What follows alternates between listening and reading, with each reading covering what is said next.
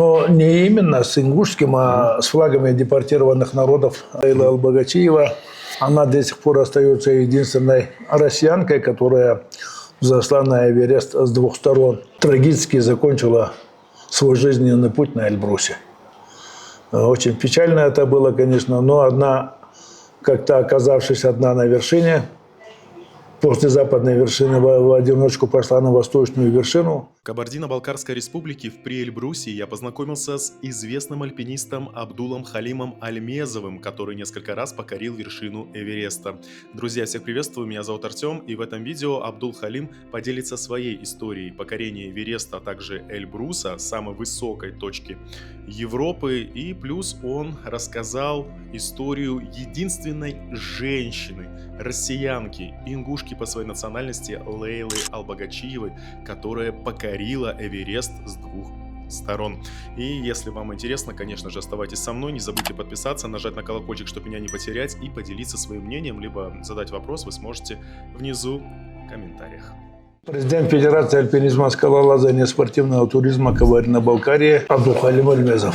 Да, очень приятно. Абдул Халим, смотрите, я зашел к вам в ресторан, кафе, или кафе-ресторан, да, и сразу заметил ингушский флаг, потому что я очень много говорю про Республику Ингушетия, и особенно про их, как и с вашим народом, трагичную историю, связанную с депортацией, насильной высылкой. И увидел вашу фотографию вот здесь, да, над нами прям, что вы стоите с ингушским флагом. Почему именно с ингушским? Но не именно с ингушским, а с флагами депортированных народов. Второе восхождение мое со стороны Тибета было посвящено депортации малых народов. Малых народов – это как карачаевцы, балкарцы, чеченцы, ингуши, калмыки, крымские татары. Ну и, в общем, у нас была цель здесь в свое время 13 лет восходить на Эльбрус, будучи мы еще совсем молодыми. И, в общем, у нас была мемориальная плита, которую мы заказали в Нальчике. И вот трижды нам удалось сделать такое мероприятие. Были приглашены вот эти представители братских республик, депортированных народов. Но, к сожалению, кое-какие личности нам нагадили. Поэтому это у нас осталась программа незавершенной. И вот все-таки после моего первого Эвереста заявлялся я первый раз со стороны Тибета, а получилось, что я сходил со стороны Непала. И вот отдохнувший через год, у меня возникла идея все-таки завершить это мероприятие с флагами депортированных народов на вершине мира на Эвересте со стороны Тибета. Я обратился в Российский конгресс народов Кавказа. Тогда был руководителем Магушков, он из Ингушетии, заместителем Али Татаркулов.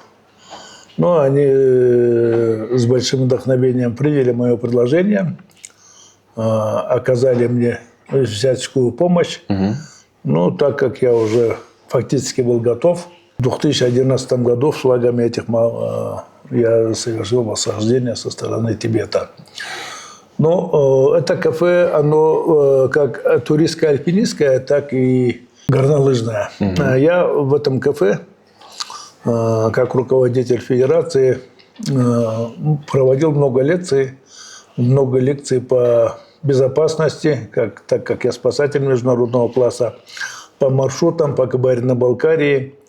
И всячески старался помочь отдыхающим. У нас в Приэльбрусе было это очень полезно, но со временем я как-то перестал это делать, потому что здесь вместимость не очень большая.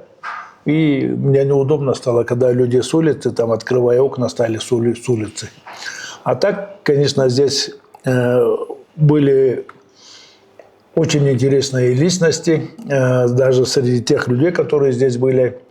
Я представлял вице-президента альпинизма Ивана Трофимовича Душарина, светлая ему память, восходителя на 14 восьмитысячников Максута Джумаева, Бориса Степановича Коршунова, девятикратного снежного барса как Советского Союза, так и России. И у меня много друзей-космонавтов. Первым, конечно, хочу назвать Федора Юрчихина, Геннадия Падалка, Сергея Рязанского. По моей информации, Рязанский сходил на Эверест. Я еще не успел его поздравить. В числе моих вот этих друзей у меня большая гордость дружить. Ну, можно сказать, уже побратались с Федором Юрчихиным. Он 5 раз был в космосе, 9 раз в открытом космосе и 5 раз был со мной на Эльбрусе. 5 раз был со мной на Эльбрусе. Ну и наша дружба продолжается.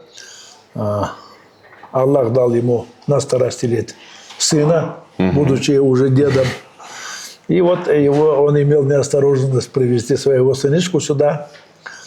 И вот буквально каждые 2-3 недели сын все достает своего папу, когда мы поедем, дядя Абу и тому подобное. То есть горы его очаровали его сына. Ну, Федору, конечно, самому нравится здесь ходить в трекинге помимо Эльбруса, поэтому я с удовольствием всегда их жду и хожу вместе с ними. Да, это очень здорово. И раз мы еще упомянули Ингушетию, мы за кадром уже начали с вами разговаривать, и вы упомянули имя Лейлы, ингушки. Это первая женщина, да, я как понял, которая покорила Лейла Албагачиева. Она до сих пор остается единственной россиянкой, которая взошла на Эверест с 2 сторон. И вот первое ее восхождение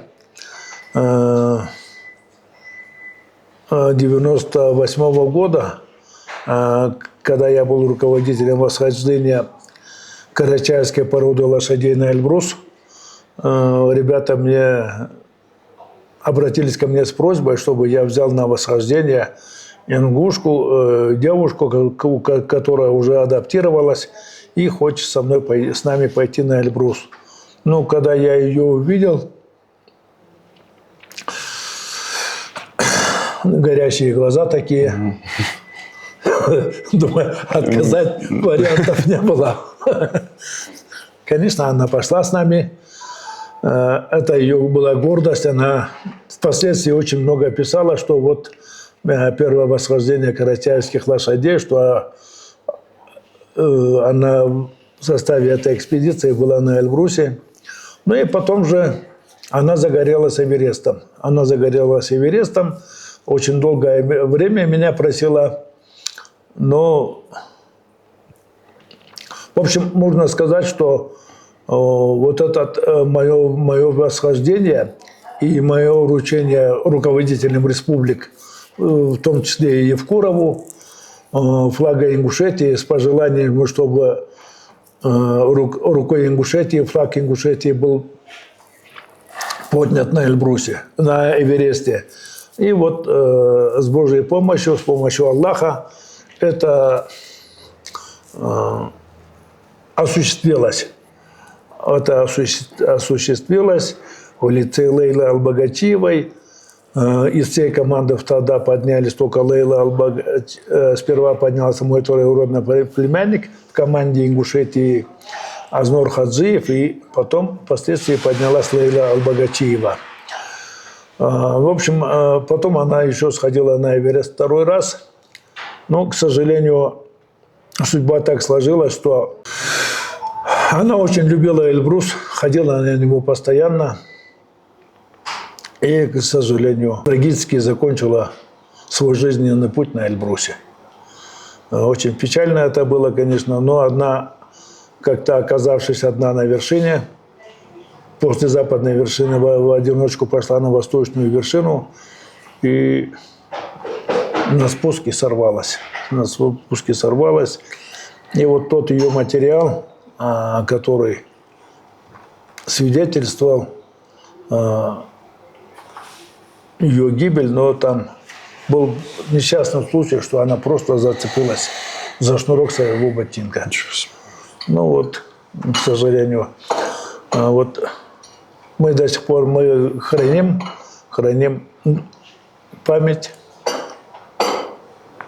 о нашей сестре. Я очень много обращался, сразу скажу, что хотел очень провести вечер Ингушетии, вечер памяти Лейлы Албагачиевой. Я обращался в Минспорт Республики, Минкультуры Республики Ингушетии, но, скажу честно, поддержки не нашел. Не нашли поддержки? Не нашли поддержки. Хорошо. А вы хотите по сегодняшний день провести подобный вечер в память Лейли Албагачиевой? Я думаю, что она этого заслуживает. Хорошо, я тогда постараюсь вам помочь. Спасибо. Я знаком с нынешним руководителем Ингушетии, но, к сожалению, с ним на эту тему разговаривать мне не удалось. Но уже вот их на этой должности нету. Министр культуры, министр спорта Ингушетии. Но у них я поддержки не нашел, потому что больше меня бы про нее еще рассказал бы Азнор Хадзиев. Они были и на Маккинли, и на Килиманджаро вместе были, и на Эвересте. Мой троюродный племянник Азнор Хадзиев, они в 2012 году были со стороны Тибета вместе в одной команде. Поэтому Лейла заслуживает внимания, и на сегодняшний день она остается единственной россиянкой, которая была на Эвересте с двух сторон. Она была физически очень крепкая. Да, она не была профессиональной альпинисткой, но она была очень мужественная, которая добивалась своей цели. Но жизнь распорядилась как-то по-своему. Как, да, вы говорите, все по воле Аллаха. Да, иншаллах. И от такой печальной, грустной темы мы немножечко с вами к вашей жизни перейдем. Я узнал, что у вас было 220 восхождений на Эльбрус. Это точная цифра? Это правда? Нет. Я в этом году закрыл 41-й сезон на Эльбрусе, но я никогда ни одно восхождение не считал. Вы не считали? Это первое. Второе, я считал только восхождение на две вершины Эльбруса. Зараз я когда-то занимался скоростным восхождением. В 91 году выигрывал скоростной забег на Эльбрус. Но восхождение, количество восхождения никогда не считал. Это кто-то когда-то взял эту цифру и, в общем, и тому подобное. Я считал только восхождение, скоростные восхождения на обе вершины Эльбруса с приюта 11 и обратно. Но вот таких восхождений у меня было 17 на две вершины за раз. Хотел 20 раз, но как-то 3 раза пока еще цель впереди. Абдул Халим, я почему указал цифру? Просто хотел бы вас поинтересоваться о самом ярком в вашей памяти восхождение на Эльбрус. Вот самое прям яркое. Я думаю, оно у вас точно есть. Что самое мое яркое восхождение, это, конечно, мое первое восхождение на Эльбрус. Просто. Сколько лет вам было? Ну, мне уже было 28 лет, и я никак не собирался идти на Эльбрус. Просто был в гостях на приют 11.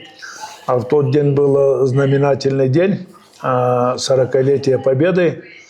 И было массовое восхождение. А у меня там работал двоюродный брат Хиса Хапаев, Аллах джаннат лятцен. И, короче, когда эта массовка кипел, приют кипел, вокруг приюта все кипело, народу было море, все готовились, и как-то так получилось, что все ушли. Я попросил своего двоюродного брата, он мне дал свое снаряжение. Ну, буквально стартовав последним, даже не зная, что есть седловина, что есть косая, не зная абсолютно Эльбруса, я пошел в лоб и на рассвете оказался первым на вершине. И убедился, что и на второй вершине никого нет, и на этой вершине я один.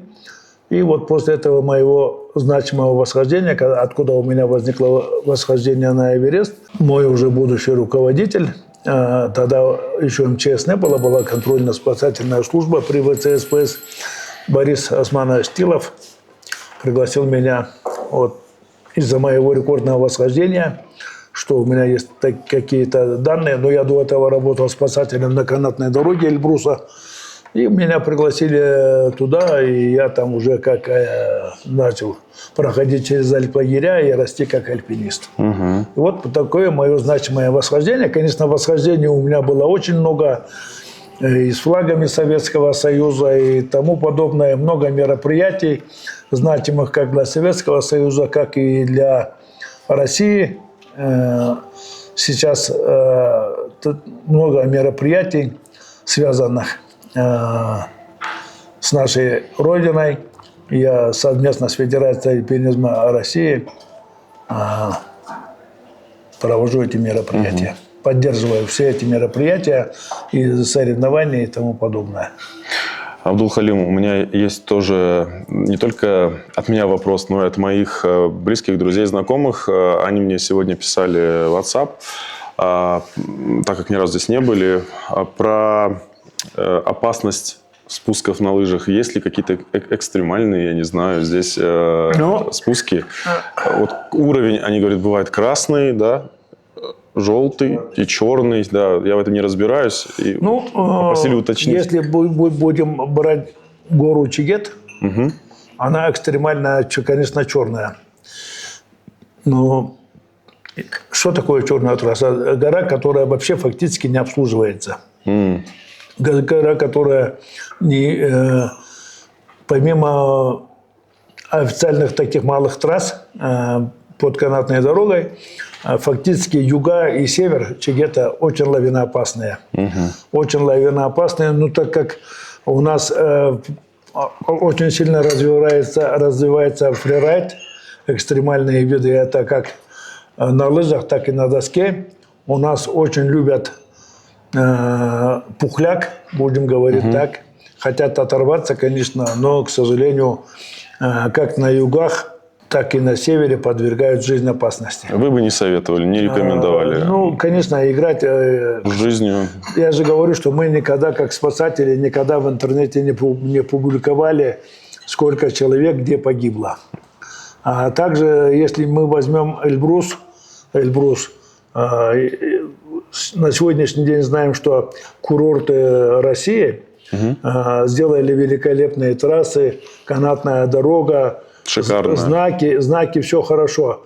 Но опять-таки есть экстремалы, которые могут уйти на ледник Терскол, на ледник Малый Азау, тоже подвергают себя опасности.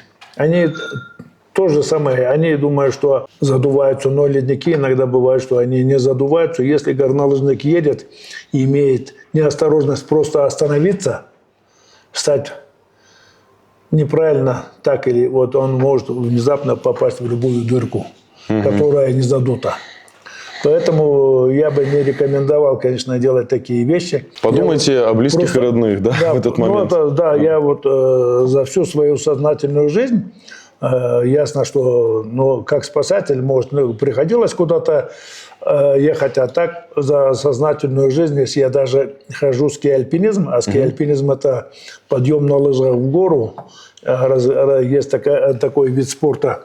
Ски-альпинизм, я дважды был призером на чемпионатах России на Хибинах, по этому виду спорта. На лыжи надевается камуш, лента, противоскользячка, пятка стягивается, идешь на лыжах в гору. Также я работал с иностранцами. Европейцы очень сильно любят этот вид спорта, прям как беговые лыжи. Они ходят семьями на беговых лыжах в гору, по ущельям и съезжают.